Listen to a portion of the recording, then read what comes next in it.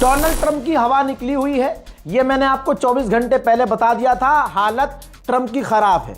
America के अंदर Trump के खिलाफ विरोध प्रदर्शन हो रहे हैं। विपक्ष की पार्टियां ट्रंप पर फट रही हैं। अमेरिका के ही दूसरे स्टेट के गवर्नर ट्रंप को अब गालियां बक रहे हैं कि ये क्या कर दिया, अमेरिका को जंग में घसीट दिया जबरदस्ती। और मिडिल ईस्ट में जो अरब देश हैं, अरब एलाइज, उनको भी दिक्कत हो रही है, वो भी नाराज है अमेरिका से। अमेरिका ने कहा था कि हम कुछ होने नहीं देंगे, लेकिन अरब का पिछवाड़ा लाल कर रखा है ईरान ने बजा बजा के। ये तमाम चीज़ें तो आपने देख ली ना अपनी आंखों से। अब अमेरिका और इजराइल का ये पैटर्न है, मैंने बहुत दोनों का अच्छे से पढ़ा हुआ है। तो समझिए, जब ये हारने लगते हैं तो ये तुरंत ISIS, दाइश संगठन, कुर्दिश लड़ाके, दूसरे आतंकी संगठनों को कांटेक्ट करते हैं कि भैया हमसे नहीं हो पा रहा, अब तुम यहाँ जहाँ हमारे दुश्मनों के यहाँ ये सब करो। तो आपकी स्क्रीन पर कुर्द का लड़ाका है, एक का नाम है मसूद बाराज़ानी और दूसरे का है बाफेल तालिबानी।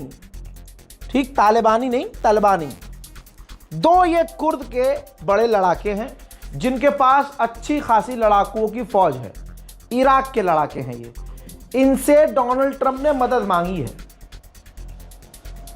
यानी ईरान ने 2 दिन के अंदर अमेरिका के राष्ट्रपति को ऐसे हालत में डाल दिया कि ट्रंप को आतंकवादी संगठन से मदद मांगनी पड़ रही है। और ये कोई छोटे मोटी जगह नहीं छपा है। एक तो दिक्कत ये है, मेरे साथ प्रॉब्लम ये है कि अगर कोई खबर मैं बिना प्रूफ के, बिना सोर्स के बता दूं तो मेरी कौम मुझे माँ बहन की गाली बकती है। अब तो शर्म आ रही होगी आप लोगों को, हैं? और अगर प्रूफ दे दूं तो कहते हैं ले इसमें कौन सी नई बात है भाई, अब तो छप गई खबर। तो जो रज़ाग्राफी के लॉयल सब्सक्राइबर हैं, मेरे लॉयल देखने वाले, मेरे वफादार, मुझसे प्यार करने वाले, मुझे दुआएं देने वाले, वो मुझ पर इतना यकीन रखें कि मुझे इतनी इजाज़त दे दीजिए, मुझे अपना इतना यकीन दे दीजिए कि भाई प्रूफ की ज़रूरत नहीं, रज़ा भाई जो तुम बोलोगे हम मानेंगे। तब भी मैं इतना ही डर के काम करूँगा, झूठी खबर कभी नहीं देता ना दूंगा। बस एक बार आप अलाउ कर दीजिए, मैं आपको ज़माने से 2 दिन आगे रखूँगा कि ये होने वाला है, ये होगा और ये देख लेना। बस इतनी सी आपसे मेरी रिक्वेस्ट है। और कम से कम अगर प्रूफ दिखा रहा हूँ, कोई प्रूफ दिखा रहा हूँ तो मानिए उसको। ऐसे बहुत सारे क्रिएटर्स हैं, बहुत सारे रीलबाज हैं और बहुत सारे यूट्यूबर्स हैं जो हमारा ही सोर्स, हमारी वीडियो देख के फट से अपनी वीडियो बना रहे हैं, लेकिन उसमें 4 बातें अपनी ऐड कर दे रहे हैं। इसलिए गुजारिश है, जितना मैं बोल रहा हूँ उतनी ही बातों को माना जाए। देखिए, तुर्की के विदेश मंत्री ने कह दिया है कि ये क्लियर है कि ईरान की रिजीम नहीं गिरी, नहीं गिर सकती। दोनों बात कही है, न गिरी है न गिर सकती है, ये दिख गया है।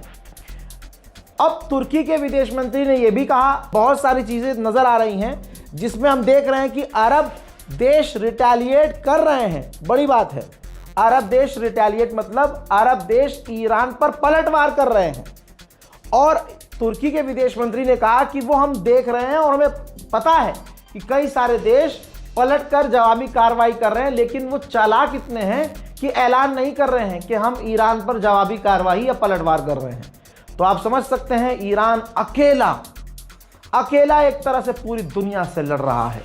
उसे पता है कि मैं शहीद हो जाऊंगा, उसे पता है कि मैं शायद मार डाला जाऊंगा, लेकिन ईरान को पता है कि यही यजीद ने सोचा था, यही यजीद ने सोचा था कि हुसैन खत्म हो जाएगा तो दीन खत्म हो जाएगा। तो आज भी वही यजीद की औलादें सोच रही हैं कि ईरान मिट जाएगा, ईरान के लोग मारे जाएंगे, ईरान का लीडर मिट जाएगा, खत्म हो जाएगा, तो ईरान का नाम लेने वाला कोई नहीं होगा। लेकिन आज जिस तरह से उस दौर के बादशाह यजीद का नाम लेने वाला कोई नहीं और हर घर में अब सिर्फ हुसैन का नाम लेने वाला है, ऐसे ही एक दिन देखिएगा ईरान के सुप्रीम लीडर को याद रखने वाले होंगे। अमेरिका के अंदर जो वोटिंग हुई, पब्लिक वोटिंग, उसमें पता ये चला है कि सिर्फ 27% अमेरिकी डोनाल्ड ट्रंप को सपोर्ट कर रहे हैं इस जंग के लिए। बाकी पूरा अमेरिका ट्रंप के खिलाफ है। उधर यूरोप भी डरा हुआ है। यूरोप को डर यह है कि ईरान और अमेरिका इजराइल की जंग की वजह से पूरी दुनिया का फोकस, अमेरिका का फोकस, तमाम साथियों का फोकस यूक्रेन से हट गया है, जिसकी वजह से रशिया यूक्रेन को घोड़ा बना बना के मारेगा। वहीं चाइना ने कहा है कि ईरान को सेल्फ डिफेंस का अधिकार है, भाई उस पर हमला हुआ है और हम मांग करते हैं कि तुरंत सीज फायर हो। ईरान में शहादतें लगातार हो रही हैं।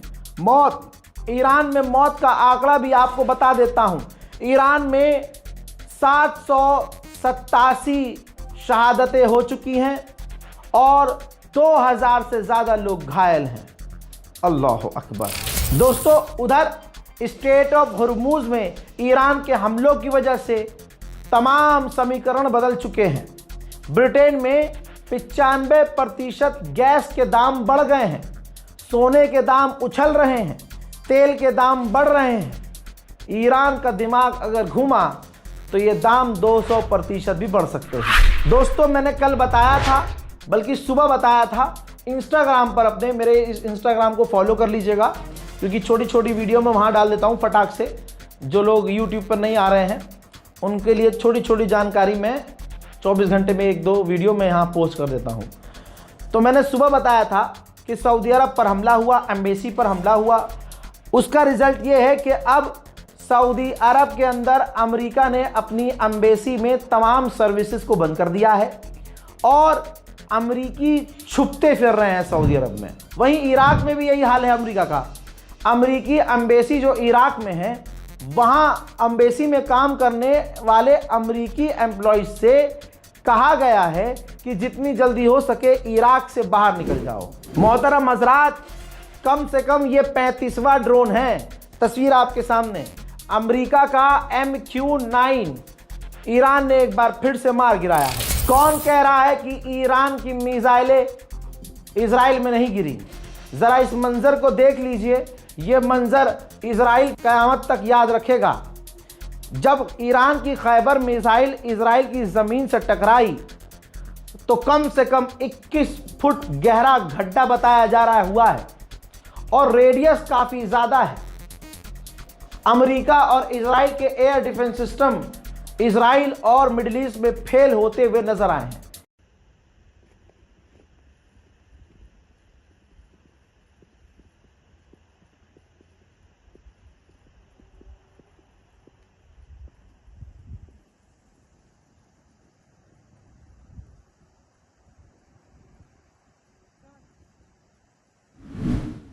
रिपोर्ट ये कह रही है कि ईरान के खिलाफ टॉमहॉक मिसाइल बहुत ज़्यादा ईरान के खिलाफ यूज़ कर ली है अमेरिका ने, जबकि इसी टॉमहॉक को ज़्यादा बनाया गया था कि भविष्य में चीन के खिलाफ इस्तेमाल की जाएंगी। अब अमेरिका खतरे में पड़ रहा है कि कहीं चाइना से टकराव होगा तो इनको हथियारों की कमी होगी। अमेरिकी संसद में डोनाल्ड ट्रंप को नंगा किया जा रहा है। सांसद कह रहे हैं कि हम थक चुके हैं एक लंबी जंग से, और ये जंग अमेरिकी की है ही नहीं, अमेरिकियों की जंग नहीं है, ट्रंप ने जबरदस्ती फैलाई है। ईरान ने हैदर का नाम लेके ऐसी तलवार चलाई है कि अब आप ध्यान दीजिए, मिडिल ईस्ट से अमेरिका धीरे धीरे गायब हो रहा है। भाई सऊदी अरब से गायब हो गया, काम बंद कर दिया। इराक ने भी अपने लोगों से कह दिया है कि काम बंद करो और निकलो।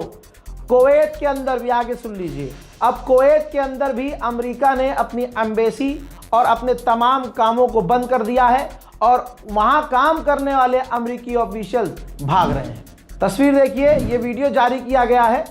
अमेरिका ने कहा है कि हमने इराक के अंदर ईरान के ड्रोन को इंटरसेप्ट किया है। मेरे दोस्तों, फिलहाल ईरान के टेम्परेरी सुप्रीम लीडर जो चुने गए हैं वो चुने गए हैं, लेकिन ईरान ने कहा है कि हम दूसरा अपना ईरान का सुप्रीम लीडर जल्द चुन लेंगे। इसके लिए कोई बहुत लंबा प्रोसेस नहीं होगा। इस जंग की वजह से ऑस्ट्रेलिया के लोग पेट्रोल पंप पर लाइन लगा के खड़े हैं कि फ्यूल ख़त्म ना हो जाए, महंगा ना हो जाए। तो ऑस्ट्रेलिया की सरकार को सफाई देनी पड़ी कि हमारे पास फ्यूल है, आप पैनिक ना हो और पेट्रोल पंप पर लाइन ना लगाएं। मेरे दोस्तों, बहुत सारे अपडेट्स हैं, लेकिन ईरान से खबरें अच्छी नहीं हैं। पहले ही बता दूं, कभी कोई फिर बाजी आकर आपको खुश करके चली जाए, कोई मौलाना आकर खुश करके चले जाएं रील बनाकर कि अब ये होगा, अब ईरान परमाणु बनाएगा, अब ईरान के साथ ऐसा हो गया है तो ईरान ऐसा कर देगा। नहीं नहीं, किसी बाजी के चक्कर में मत आना।